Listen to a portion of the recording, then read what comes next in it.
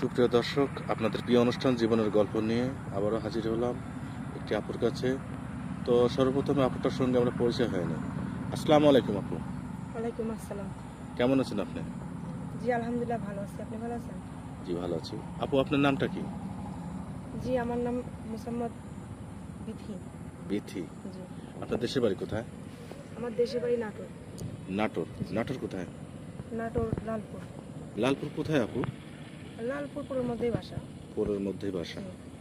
আপনার কাছে কি জন্য কেন আছেন? জি আসলে আসছি হলো আপনাদের আপনাদেরকে আমি পাইছি হলো আমার এক ভাবির মাধ্যমে। আমার ভাবির ফোনে আপনাদের ভিডিও দেখছিলাম, তারপর আর কি আপনাদের যোগাযোগ করছি। কারণ মনে করেন আমি খুব গরিব, আমার বাবা নাই। আমার মা মারা যাওয়ার পর আমার বাবা একটা বিয়ে করছিল, সেই সৎ মার ঘরে আমি বড় হয়েছি। পরে আমার বাবা মারা গেছে, আমার আপন কোনো ভাই বোন নাই, আমি একা।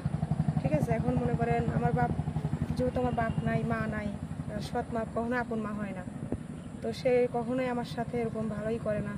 এখন আমি চাই নিজের একটা জীবন সঙ্গী যে আমাকে বুঝবে, ভালোবাসবে, আমাকে যত্ন করবে, আমি তাকে দেখবো, আমার বিপদ আপদে পাশে থাকবে।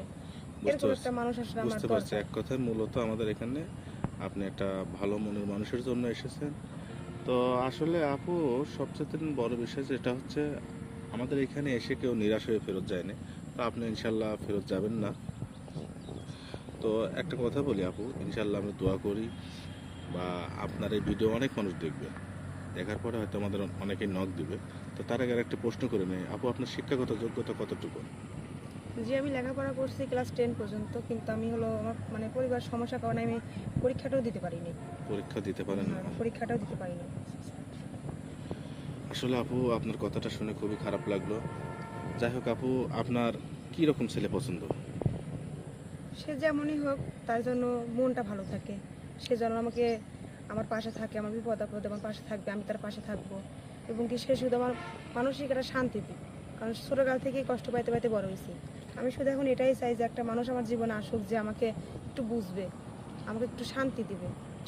বুঝতে পারছি আপু। আসলে আপু, আমাদের এখানে তো বেশিরভাগই মনে করেন আপনার প্রবাসী ভাইরা ফোন করে, যারা প্রবাস জীবন কাটাতে কাটাতে বিয়ের বয়সটা পার হয়ে গেছে, জি 30+ হয়ে গেছে, বা অনেকে বিয়ে করছে, বউ চলে গেছে।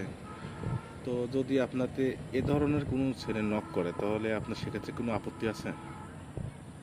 এখন কথা হচ্ছে এরকম যে তার তার বউ আছে, অনেকে আছে যার বউ থাকে, তার বউ আড়ালেও সে অন্য কারোর সাথে সম্পর্ক করে, সে অন্য কারোর সাথে পরকীয়া করে। আমি চাই না যে আমার জন্য অন্য কারোর সংসার নষ্ট হোক। হুম, সে যদি সত্যি ভালো মানুষ হয়, তার যদি এরকম বউ না থাকে বা মারা যায়, সে যদি ভালো হয়, মানুষের বয়সটা ম্যাটার করে না, সে ভালো হোক কিনা, তার মন মানসিকতা ভালো কিনা, এটা ম্যাটার করে। বুঝতে পারছি। আপনি সুন্দর কথা বলেছেন। আসলে একটা শিক্ষিত মেয়ের মানে ভিতর থেকে যে কথাটা বের হয়, আপনার ভিতর থেকে সেটাই বের হলো। তো আপর একটা কথা আপনাকে জিজ্ঞাসা করি, আপনার বয়সটা বর্তমানে কত? জি এখন আমার রানিং বয়স চলতেছে 21+। 21+। আর যাই হোক না আপু, আমরা আর বেশি বেশি হচ্ছে কথা বাড়াবো না। তো আপনার কোনো পার্সোনাল ফোন আছে? জি না, আমার কোনো ফোন নেই। আপনার পার্সোনাল কোনো ফোন নাই? জি না। তো আসলে অনেক প্রবাসী ভাইরা তো আমাদের কাছে যোগাযোগ করতে চাইবে, তাহলে কিভাবে যোগাযোগ করবে? আমি মনে করি কি তারা যদি আপনার সাথে যোগাযোগ করে, তাহলে আপনাদের মাধ্যমে আমাকে পাবে। বুঝতে পারছি। মানে এক কথায় বলতে চাই, আমাদের সঙ্গে যোগাযোগ করলে জি আপনাকে পাবে। জি। তো যাই হোক না আপু, আপনার যেহেতু নাম্বার নাই, সুপ্রিয় দর্শক শুনতে পারলেন, আপুটির কোনো মোবাইল নাম্বার নেই। আমাদের নাম্বারটা স্ক্রিনের পর দেওয়া থাকবে। তো কেউ ভিডিও কল দিবেন না, সবাই অডিও কল দিবেন। ভিডিও কল দিলে ব্লক করতে বাধ্য করবো।